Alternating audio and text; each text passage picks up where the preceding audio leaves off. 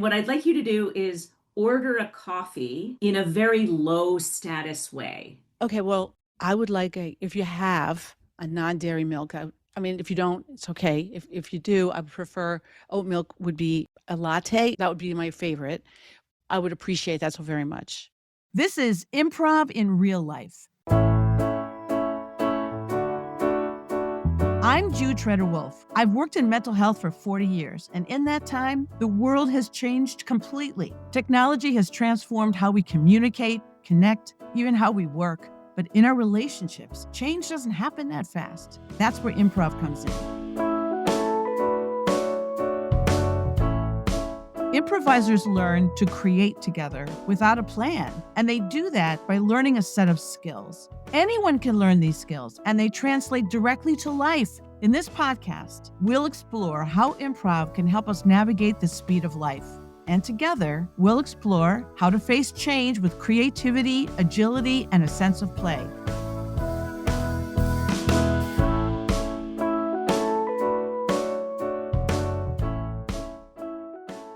It's 9 a.m. on a Monday in November of 1986. I'm sitting at a folding table looking at a rotary phone that I just took out of a little file cabinet in the corner of this makeshift office. And there's an artificial wall, sort of a cardboard wall, separating me from the reception area of this motel. I'll call it the Red Flag Motel. That's not the actual name of this motel, but it is a motel where once you come inside this space, there's thick smoke in the air.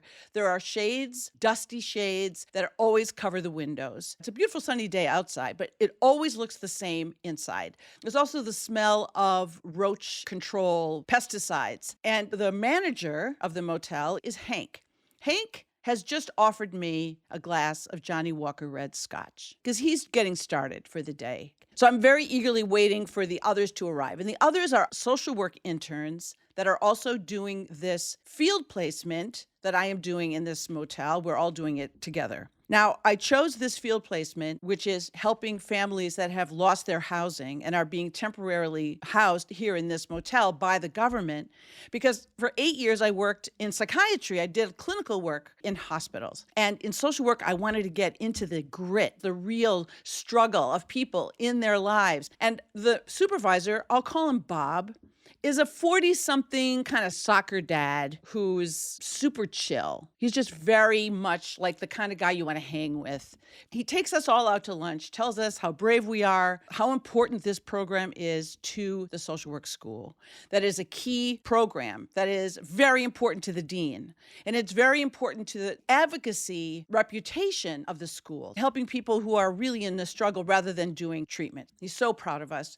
And that was the beginning of September when Bob took us out to lunch, and we're supposed to meet with him every week. And by November, this particular morning, I'm waiting for my fellow students to arrive because I don't like being alone with Hank. And one of my clients, I call her my clients because I was there when she arrived with her kids, comes running through the door. And she says, "My son has a fever of 103. I have to take him to the doctor. Can you get somebody to stay with my other two kids in the room?" And I'm by myself, and Hank's no help at all. I'm not going to send him in there to babysit these kids.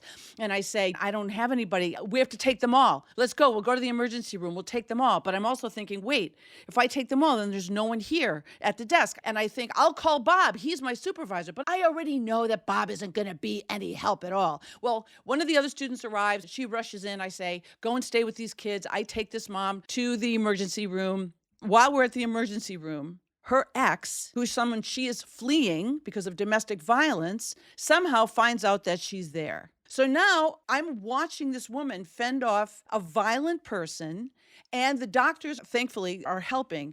And I feel so out of my depth. I don't know at the end of the day who to trust or who to believe or what I was supposed to do. And I'm so angry at the end of that day. I don't know how the ex found out that she was there. I have no way of knowing, and I have no one to talk to about it. There's something in the paper about how proud the dean is of this program and how well the students are doing. And I cannot wait to have a meeting with the dean and tell the dean just what I think about this program and what a huge disappointment it has been, and that I've wasted a lot of money, but also these people are not getting real help. At the end of 9 months, the dean wants to meet with us. We're sitting in the dean's office, plush, fancy, first class. It's like a Manhattan studio apartment.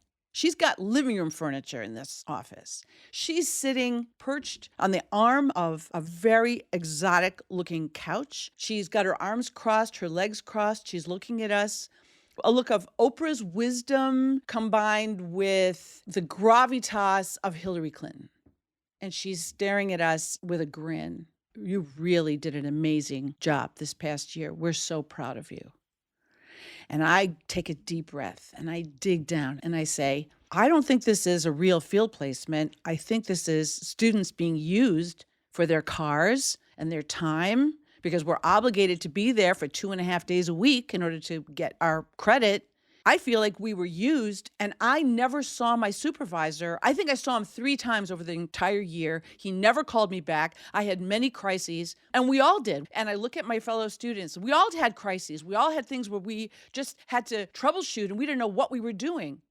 And my other students, my friends, look at me with sad eyes and say nothing.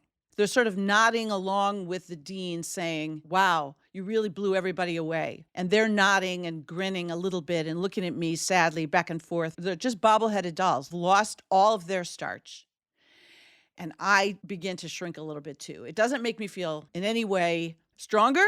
In fact, I feel sad, I feel disappointed, and I know what's happening is that we are in a power dynamic and we're losing. We're low status and we can't overcome that in this moment. When I talk about Bob, she says, Bob thinks you're the greatest. She's addressing me. Bob says, you're a natural leader. And I'm thinking, oh my gosh, Bob is an excellent suck up. Bob is so good at sucking up to power.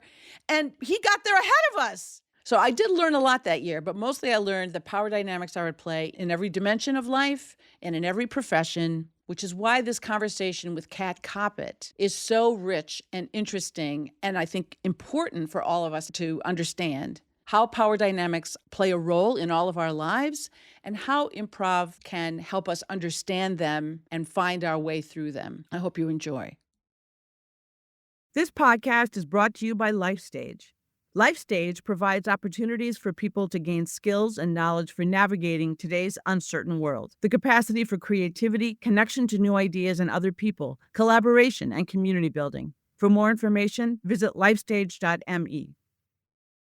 My guest today has been an inspiration to me since I saw her on stage in Portland, Oregon at a meeting of the Applied Improv Network, and she spoke about the art form of improv and its applications to our real life in a way that activated not just my energy, but my imagination, which brings me to the 3rd edition of her book, Training to Imagine, which we'll get into what's in that book and why it matters. Please welcome the great Kat Koppett. Hi, Jude. It's always delightful to see you. I love seeing you. I wish I lived closer to where you are, Schenectady. Did I say that correctly? Schenectady. Yeah, I didn't know how to say it before I moved here either. But when MOPGO, which is Kat's theater, and we will have links to all these, the book and her theater in the show notes for everybody as you listen to these different references. But every time you do events at MOPGO, I wish I lived closer so I could go to the shows, and it's so much fun. And when I've been up there, it's wonderful. But I'm so grateful to you for being here because you are one of the seminal people in my life to activate my imagination, like your book title suggests, about the ways that this form, improvisation, relates to many or all of our real life struggles. The theme we're getting into today is power dynamics, which I think people often really know very little about, except for the times when they experience it and don't know that that's what's happening. Don't know that that's the current, like the electrical charge that's happening under the relationship or interaction that they're having. Before we get into that, so do you want to share anything about the new edition of your book, Training to Imagine? I guess what I'd like to say is, first of all, it's been 25 years since the first edition. The Applied Improv Network that you're talking about came into existence a year later after the book. So it was very weird to talk about the idea of taking improvisational theater techniques and applying them to leadership or teamwork or creativity in organizations, right? It was a stretch. It was a little flaky and wacky. Now, 25 years later, it's almost a cliche, right? Your average sitcom has a yes and joke about someone having team building improv at work. And there are hundreds of research projects on the value of improvisation. There's scores of other wonderful books on the topic. There are amazing podcasts like yours and practitioners. So the field itself has just transformed a huge amount. In terms of how that's affected the book, I always giggle when people talk about the title and you are sort of pulling on imagination. The reason Training to Imagine is the title of the book is because 25 years ago, the publisher wouldn't let me put improvisation in the main title. It's buried there in a long subtitle. But he said, no one will take it seriously. No one will buy the book. And even the skills that we were talking about, the idea is we develop skills and exercises and techniques and mindsets as improvisers on a stage that are transferable to any other context where human beings have to interact and create and respond to the unexpected and adapt, right? We're doing this all the time. Even so, 25 years ago, to say listening is a superpower leadership characteristic, or co-creating, sharing responsibility and control are things that we can learn to do to be more effective as a team, or accessing our spontaneity and exercising it and blurting and daring to be obvious or celebrating failure. These were ideas that were very new then. Now they're not. Now everybody knows that those are things that are important. So I think one of the main differences now in the third edition is I have to spend less time making the case for why the skills of improvisation are valuable to leaders and teams, and more just getting into the improv is the gym for exercising those muscles. This is the how to do the what that you already know you want to do. It's an interesting insight that in 25 years, thinking changed that much about this topic, because that's not the only way that the world has changed, right? The world has changed so dramatically in these 25 years that now the idea of collaboration and co-creation and the network effect of how people impact one another because of social networks, because of the internet and technology, the pace of change just keeps picking up speed. You're speaking to that in that was a revolutionary idea at the time, which you broke through, remarkable, and then it gained traction. But even so, which is just an interesting thing, that it used to take a lot longer for something to become a new idea, and then in 25 years become, like you're saying, almost something. It's now in an insurance commercial. I think it's Geico or something. There's an insurance commercial where there's an improv, progressive, something like that. Yeah, that's right. I'm like, that's familiar to me. But I think it's also just it's a portrait in many ways of the pace of change. Yes. And it's one of the things that I find in mental health, I will say, in some ways, we're still cracking the old thinking or conventional thinking and the fear that comes with the revolutionary idea. And so I'm excited to talk to you as someone who's been at the forefront of this for so long, so that we keep kind of chipping away at the conventional ideas that are getting in the way of change that we need to make in our thinking. Now, I want to say something that you said when you spoke in Portland, which I still have the little notebook that you get when you go to the conferences. And I wrote a lot of wonderful notes from the workshops that I went to. And I've thought of this many, many times because of the work that I do is so much about people impacting each other in not only in their personal lives, their work lives, but about the interpersonal, emotional intelligence side of things, is that you said every human interaction involves some degree of risk. Wow. Yes. Yeah. You said that. It's in my notes. I love that. I think that's you right. said it. Well, I have so much. You're activating so much when you bring that. Speaketh unto me, Kat. One is I probably overstated how much the skills and techniques and principles of improv are, adopted or accepted globally and universally. Of course, they're not. There are plenty of people who've never heard of it or who's still resistant, right? Pendulum swing in various ways. But one thing that I think happened in the last 5 years was that first with the pandemic, now with all of the other crazy global whatever we're in, is that people really were confronted, even comfortable people, even comfortable professional American people were confronted with the truth, the age-old truth, that everything is in flux, nothing is dependable. We are always having to deal with the unexpected. Whatever feels solid may not be.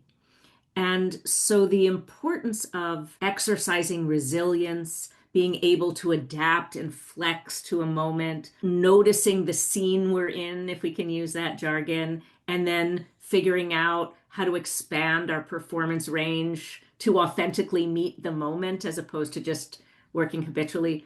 It just became much more conscious for everyone in the world. It's always been true, but it became more conscious when we were all of a sudden, the whole world shut down. We're in lockdown. Everything we thought we could depend on was gone. So there is a way that I think people are recognizing the truth that we're all improvising all the time, or we better be improvising all the time, because if we're going on some script, it's not going to fit. And just sort of circling back to this idea of every human relationship involves risk. There is no such thing. I mean, if we put it in a Buddhist way, right? Life is suffering. That's just another way of saying everything is temporary, everything is in flux, everything is a risk. Every human interaction involves risk, but also not being willing to interact, right? And hiding in your home and just talking to your chat GPT involves risk, right? You can't live. Living involves risk. 100%. That is so insightful. And where I think improvisation training and improv exercises and things that we do to provide experiences that are just diving in, doing it, really does, like you're saying, training to imagine. Well, it's training to risk. It's training to say, I know there are risks. I know someone could hurt me if I'm honest. I know someone could disappoint me if I ask for something. I know that with everything that's in flux, I might get hurt. And I also might get exactly what I want, or I might have a wonderful time. And in the meantime, so those muscles of risk taking, risk tolerance. That's a very good way to put it. Those muscles of risk tolerance are uniquely trained by improvisation. I don't think there's anything that comes close to how effective improvisation training is just for that alone. Yeah, beautiful. Yeah, I think that's right.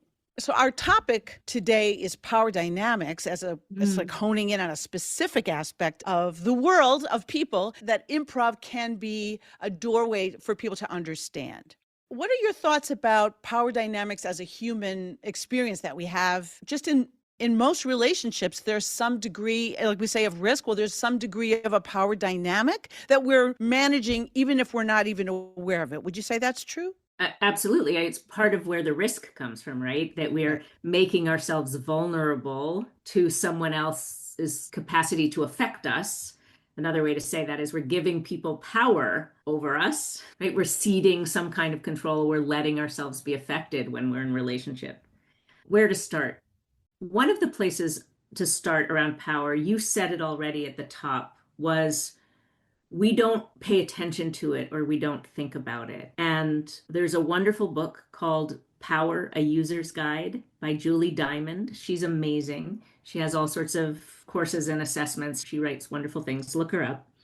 The way she says it is, we know that power corrupts, but why? Why does power corrupt? It's sort of a phrase that we don't think about. One of the reasons is because we don't get the truth, right? When we have power, we get less and less clean data. So that's a sort of tactical thing. But more importantly, the thing that really struck me about what she said was we are wired sort of as animals to be much more attuned to where we don't have power than where we do have power, where we don't have control than where we do have control, where we feel unsafe rather than where we feel safe. And because of that, we are blind to our own power, and so we misuse it. And we're very affected by where we feel like we don't have power, and then we can fight to get it. I'll pause for a minute. Does that resonate? Yes. Yeah, I would. Yeah. So power is a subtle experience that even a person who doesn't have high status still might have some power. So she's saying, if I'm understanding this correctly, if I were to insert the word, we're more aware of what the threat is than where we're safe. We're just attuned to go to where the threat is and fix it, right. Deal with it. And so we're seeking that all the time. So That's when right. so that's an interesting idea, though. I'll just throw this in there that when someone has power, that everyone else can see that somebody has power because of their position or Hmm. could be their size, but it could be their actual status, their role, and so on. But they are actually looking for the threat. That's a really weird dynamic. It's very real, and it's why power corrupts, right? Because, oh, I need more, or I don't feel safe here, or I have to control here, or that's one of the main reasons that we can be corrupted. And what Julie talks about is power literacy, that understanding what power is, where it comes from, our own individual power print, like a fingerprint in any given context. It's all contextual. My power here with you in this interview is different from the power I might have as the boss at my improv company or with my spouse or with my child, right? It can fluctuate wildly. It's all in relation to things. But it's important to be able to start to distinguish and know. So, part of understanding power, generally and our own, is to understand the next thing that Julie says, which is power is really not one thing. It's a plural noun, she says. And I've sort of influenced by her and a bunch of other researchers. I've sort of made my own little list of where power comes from. So this is sort of an aggregate of French and Raven and Julie Diamond's work and various people. But you just named a couple of them, right? So one form of power and the kind of power that people often start by thinking about when they hear the word is formal authority.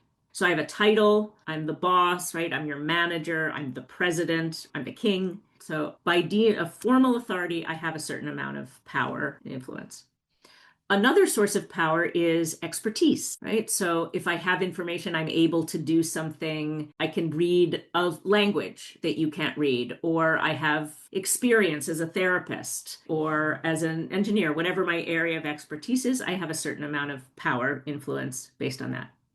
Another is relationships. We say it's not what you know, it's who you know. Well, a source of power is who we know, right? And there are a billion people in the world who could be on your podcast. One of the reasons I'm here, I hope it's because I have some expertise. It's also because we know each other. So there might be people who are even smarter about improv and even wiser and more accomplished, but they don't know you, so they don't get to be in this conversation. Another source is social characteristics or social dynamics. So we would be remiss to not point out that the same formal authority in a white American male might be perceived differently than the same amount of power in a 26-year-old Indian woman from France, right? Those things intersect to the Right. perception and the use of that power. And again, it's not always that the white American male is going to be perceived better or have more power in every context. In some contexts, people might reject that, but it will make a difference. Those two entities will be perceived contextually differently. Another you mentioned is just physical force, or even, any kind of specific ability. So if I'm tall and big and I can beat you up, that's a certain kind of power that you can have over me. If I can think and speak faster, if I'm a native speaker of a language and you're not, right, that gives me a certain amount of power in the context. The final one in my little framework is the other one that you mentioned, which is status. And this is the one that in the world of improvisation, Keith Johnstone has written a lot about. We have a lot of language about it because that's about personal presence, personal behavior, sort of animal dominance and submission. And that's the place where in improv we learn to play because it's about how we're showing up, how we're behaving. And when we can make conscious choices about that, then we can be more aligned with the impact that we want to have. Wow, I love the way you laid those out. Those are so specific and understandable. And I'm wondering if you have an idea for an exercise that we might do around one of these. Yeah. Maybe status is the one. Yeah. Well, I'll give everyone an exercise they can do at home about all of them. And then, yeah, I think it probably makes sense for us to play with status. Okay. Because that is the one that we actually have control over in the moment. That's right? what I was going to say. The That's inner the one, right. personal power. You can gain skills that you can deploy that right. can help you in any of those other categories that you may not have power as much, or how to maximize what you do have. And how do we use it effectively? Right. I and can't give wisely. myself a raise in any given moment. I can go out and meet more people, but right now I know who I know. Right. I could go back to school and get my doctorate. Maybe I still will. But right now I know what I know. So, but in any conversation, in any given moment, I can expand my range of performance options by being aware of my personal status and what I'm doing to your personal status. So, yeah, we'll play with that. Before I do that, I'll just say here's the exercise to do. I talked about a power print.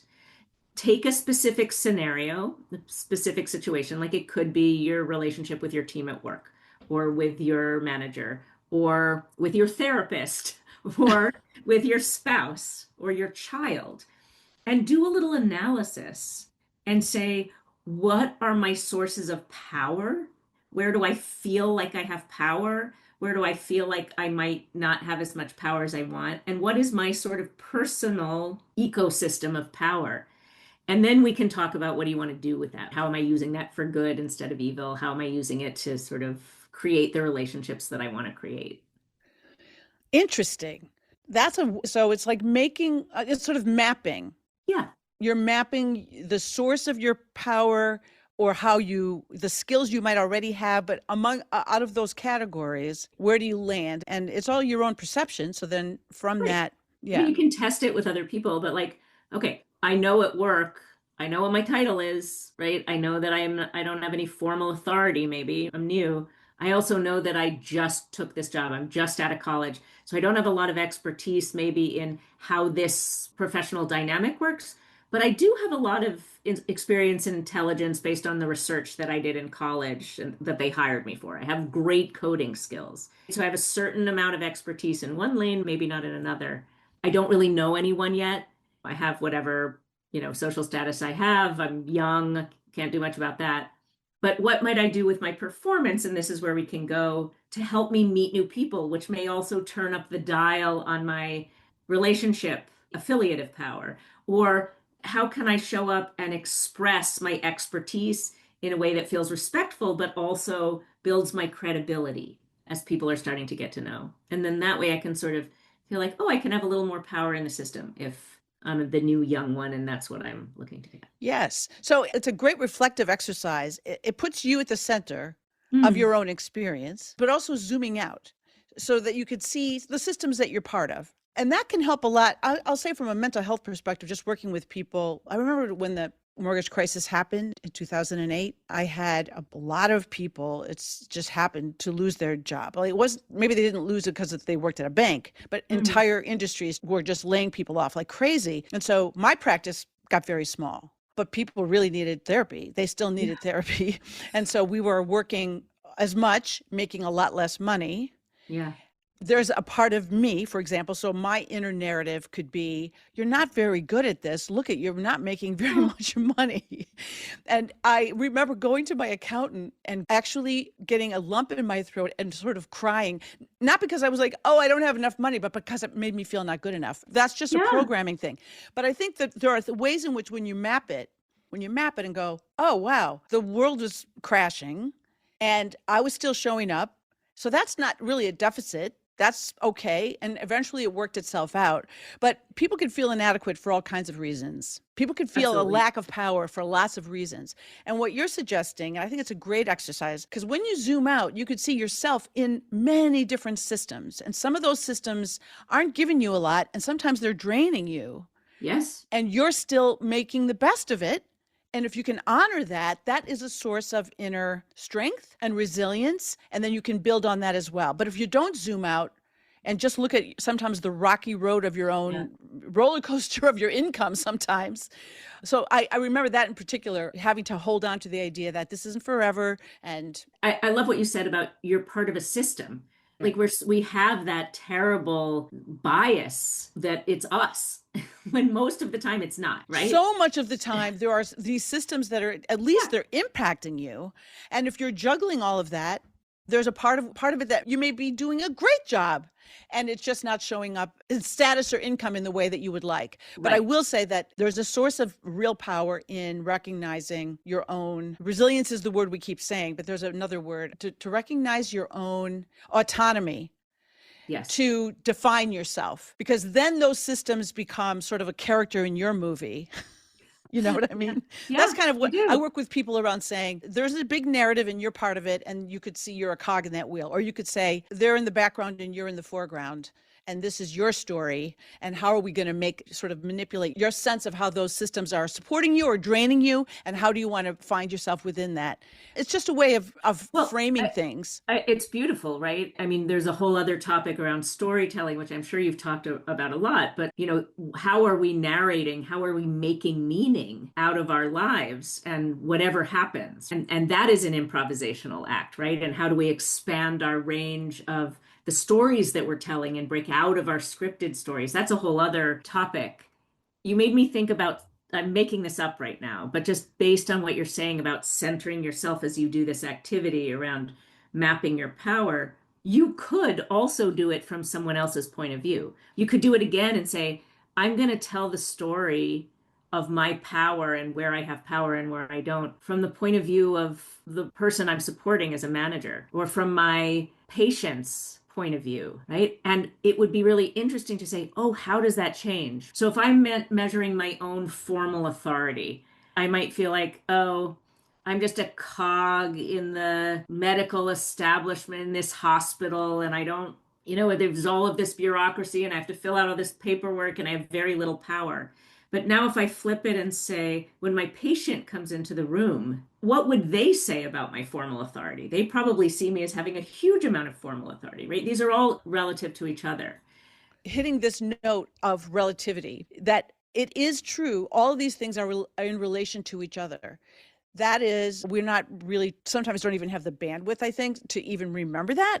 And but it's life-changing to recognize all the different systems that you're part of that are impacting you at any given moment. And that, like you said, so as the therapist, someone else could see me as having a lot of power, maybe to make them feel worse, feel better, just the position itself. And I would take the role, if I were going to explore a role, I would take the role of the person who's determining whether to approve these benefits or not, the insurance person. Right?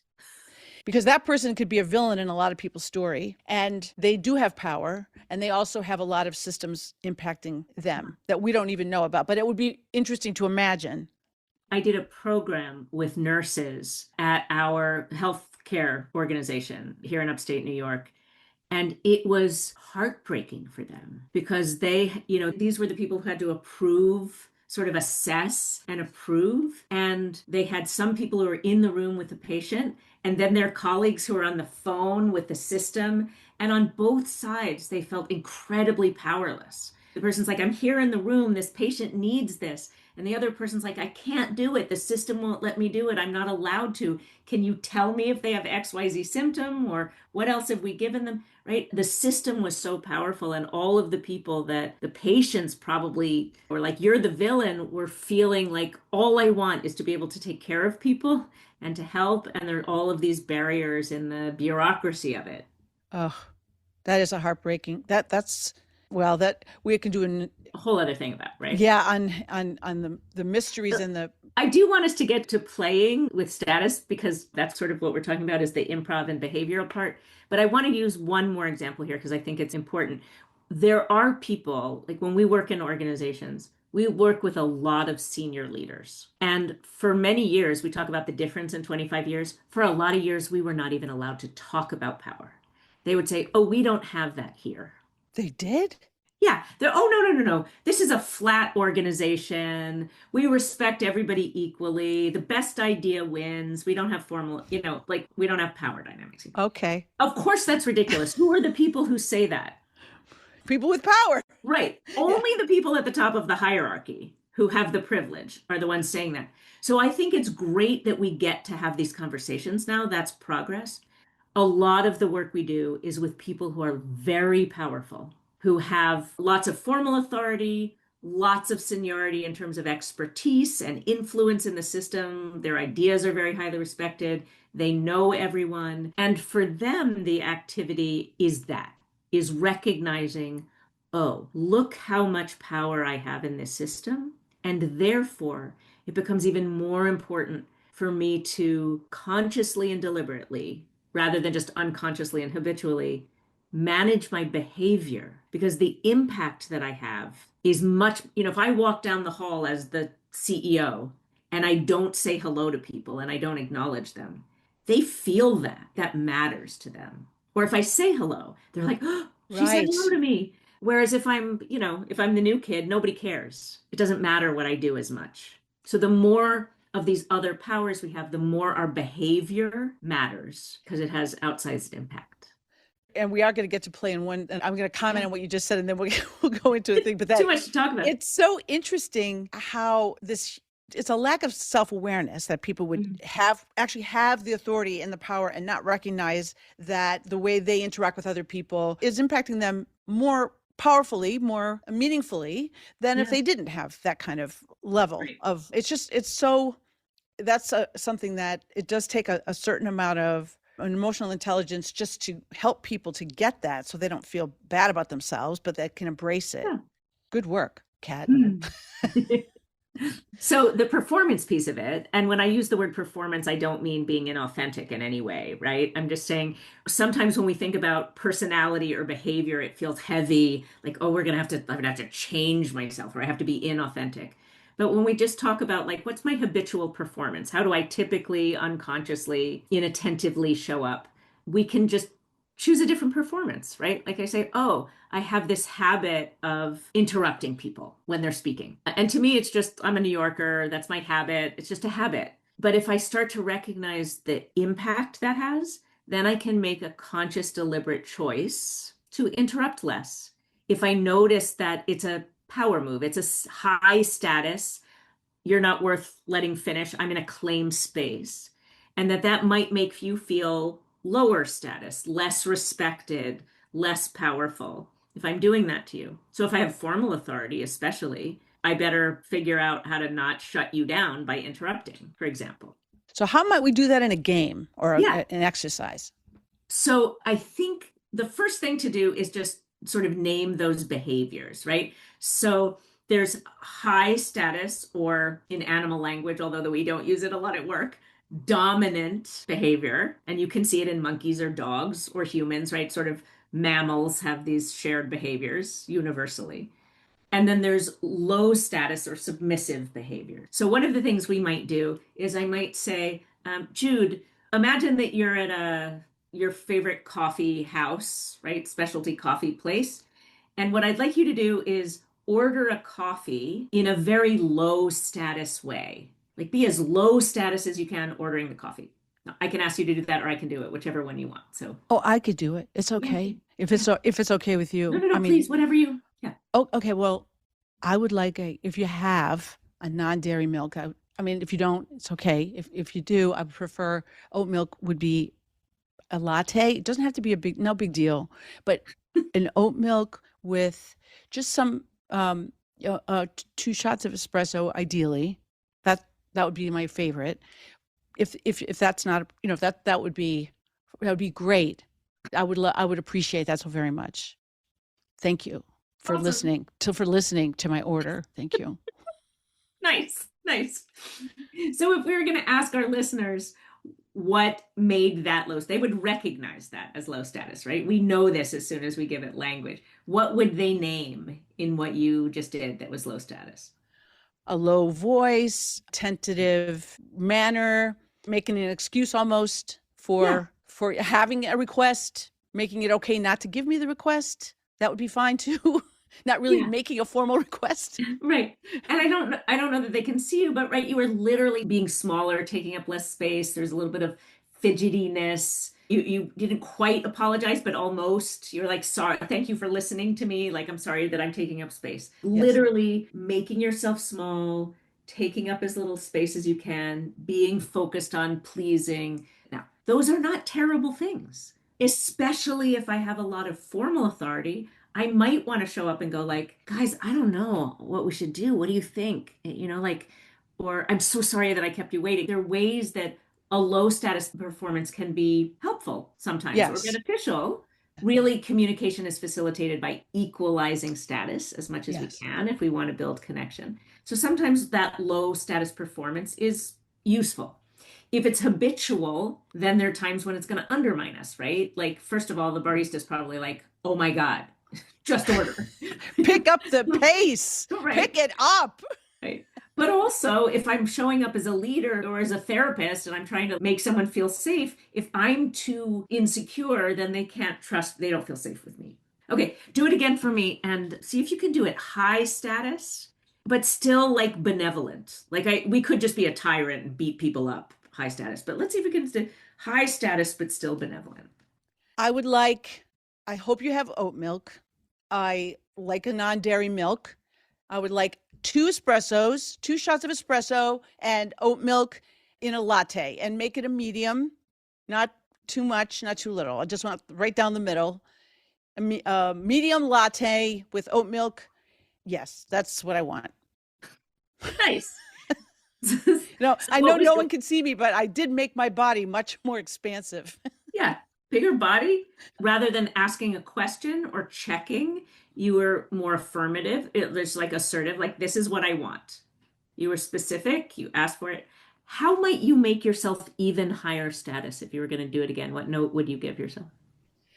To make that higher status, I would be less something like a latte. I'm laughing at myself.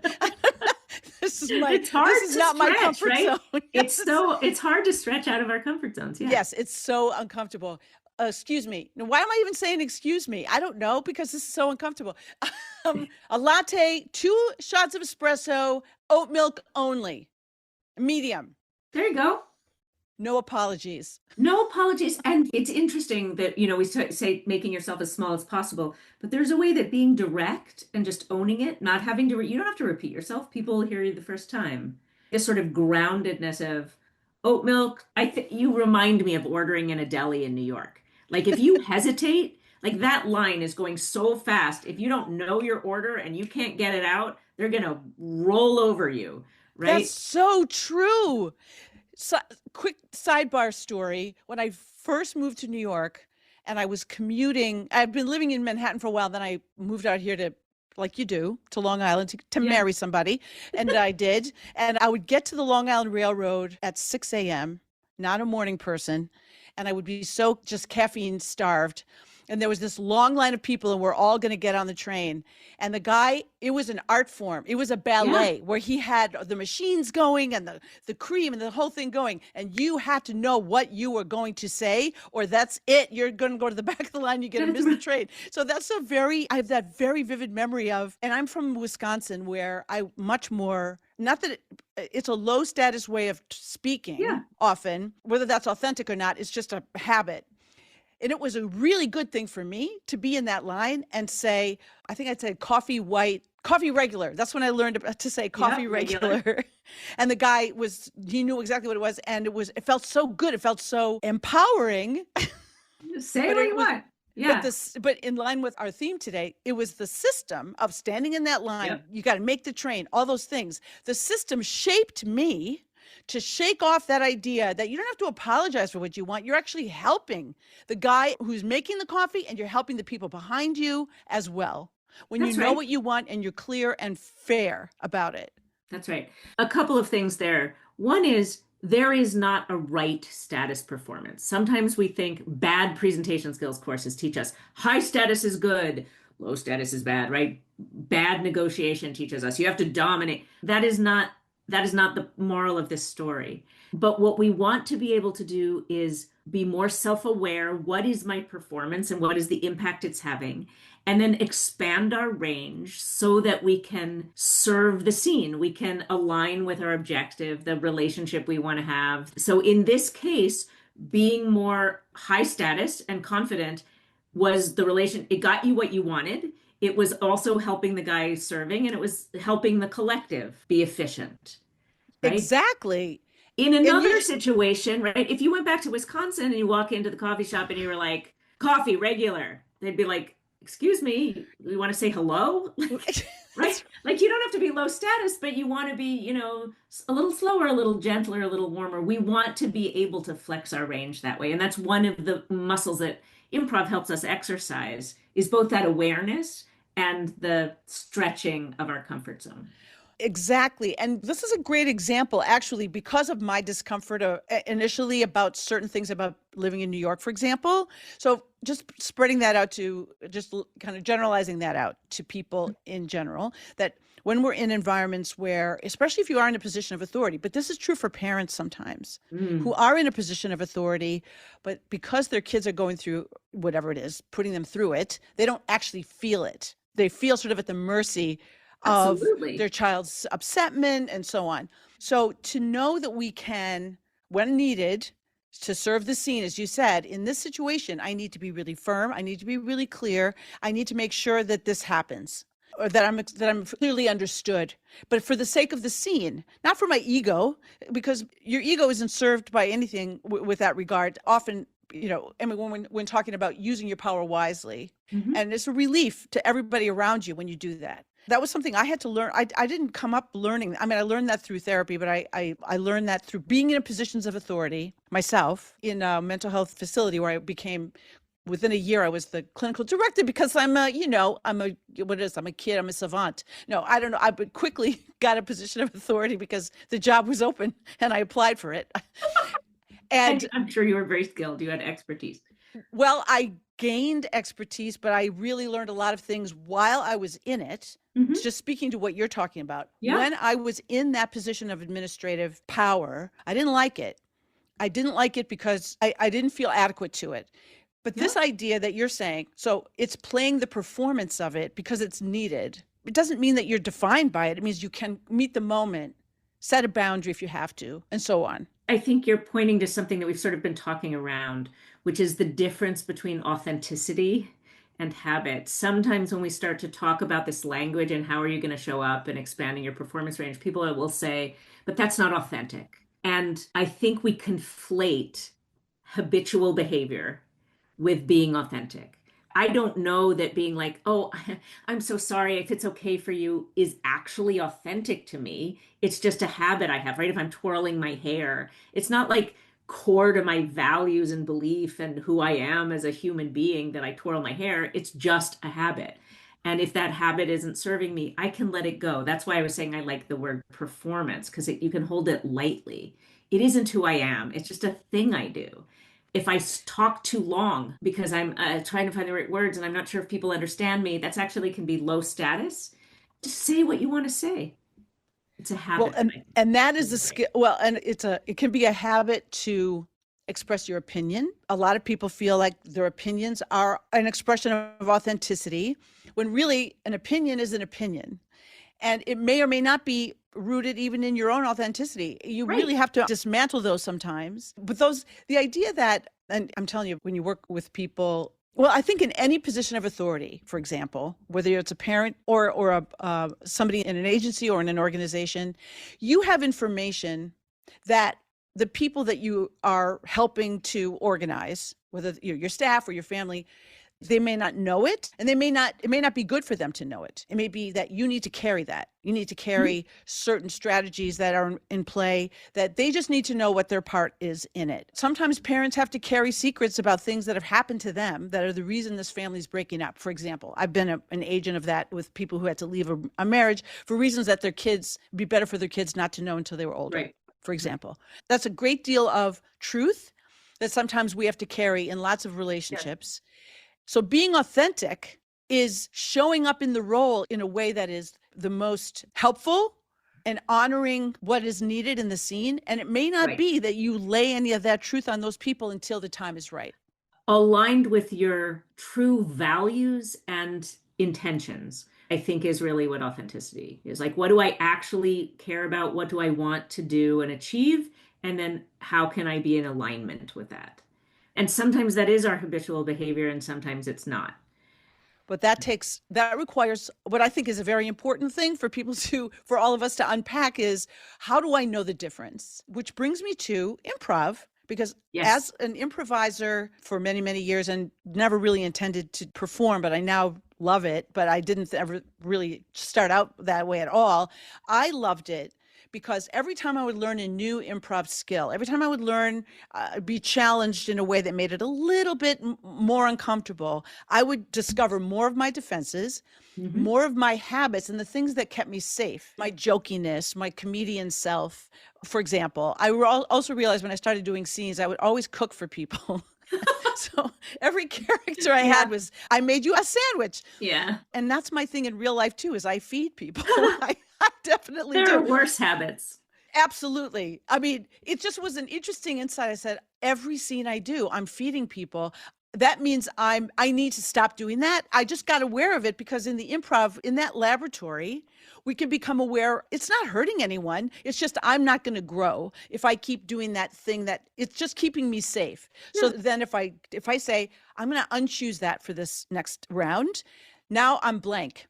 Okay, that's very uncomfortable, but that's the growing edge. Right. Beautiful. And we get to experiment, right? We get to try things on. We get to notice more about ourselves and our habits just like that, whether it's cooking or always playing sort of insecure, low status character, a nice character, or we get to see in practice. Literally, we get to practice. And then we get to try on something new and get more comfortable with it in a low stakes situation. It feels like improv is high stakes because, oh no, I have to entertain an audience, but really it's totally low stakes compared to life, right? There's no actual consequence. It's low stakes, but I'm quoting someone that I can't name. I didn't make this quote up, but I read it somewhere. So I don't want, if anybody hears this, you can let me know who said this. Mm-hmm. But improv is a controlled sense of crisis.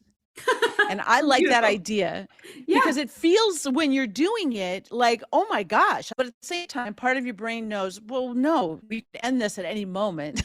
And it'll be fine. It is like working out in a gym, right? Like if you're not sweating, if it's not a little uncomfortable, you're not getting a good workout. But you're deciding what the weight is. And I'm not going to, hopefully I'm not going to injure myself. I'm just stressing in a good way that's strengthening me. Well, as a good applied improv facilitator or improv teacher, if we calibrate those exercises in a way that's just the right amount of stretch, it is such a fulfilling and rewarding experience of stretch that we just want to do it again. Yes. Like a good trainer in a gym, right? Like, oh, it hurts so good. It hurts so good. Well, I want to say that's how this conversation didn't hurt. This conversation was just good. Oh, good. There's so much more. There's so much more. There's so much more to talk about power dynamics, but I want to give you an opportunity to share with everybody anything you want people to know about what you're doing right now. Of course, we'll put in the show notes any links you want us to have for you.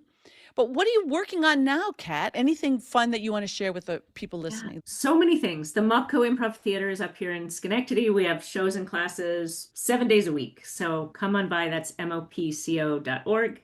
On the applied side, there's a couple of exciting things. One is that my colleague, and whom I'm sure you know, Bård Brande from Norway, and I have just released a Kajabi course, an online asynchronous leading with improvisation course for leaders. So if you don't have access or the opportunity to go to an improv class all the time or to bring us in live to do a big formal presentation, you can get access to this course. There's demonstrations of activities with facilitator guides that you can do with your teams. There's interviews. We went to Iceland and we interviewed a bunch of senior leaders in Iceland, like the head of Blue Lagoon, founder of Blue Lagoon, the person who's running 66 Degrees North. So that's amazing. I'm very excited about it. I'm doing an online course coming up through the Learning Development Accelerator called Beyond Slides, which will get into a lot of this status and presence work that we're doing, as well as some of the storytelling work. And then it ends with small group coaching and feedback for you to build your influence in that way. All sorts of other things. If you go to the Koppett website, you can find links for all of those things. The eponymous Koppett. That's right. By the famous and amazing Kat Koppett. Kat, thank you so much for giving me your time today, for sharing your wisdom, your insights, and your fun with everybody listening. It's been such a privilege. Thanks, Jude. My incredible pleasure.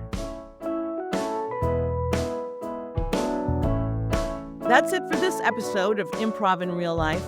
For more info about our guests and other resources, you can visit our show notes. If you enjoyed today's conversation, please follow or subscribe wherever you listen. And if you're feeling extra generous, write us a review or share with a friend.